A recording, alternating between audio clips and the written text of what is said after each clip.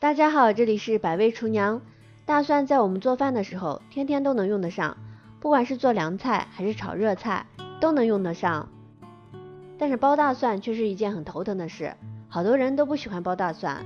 今天就给大家分享一个剥大蒜的小技巧。大拇指上沾点水，把表皮先给它撕掉，然后把大蒜像这样给它掰开，掰成一半一半的。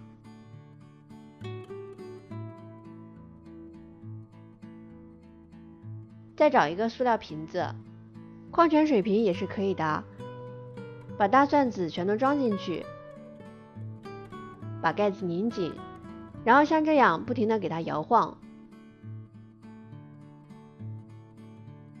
差不多3分钟左右，我们把大蒜籽全都倒出来。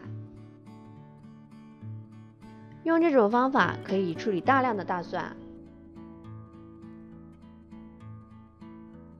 摇晃一会儿以后，大蒜的表皮有一些已经自己脱落了，但是有一些是表皮烂掉了，但是没有脱落。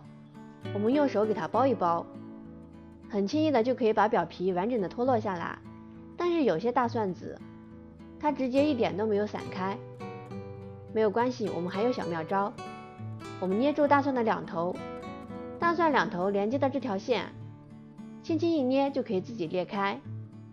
非常方便的就可以去掉表皮啦。接下来分享第二种方法，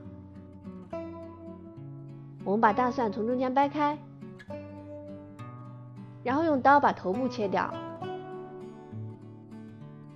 切掉以后用刀轻轻一拍，然后我们拿起来轻轻一捏，大蒜皮就自己掉了，非常的简单方便。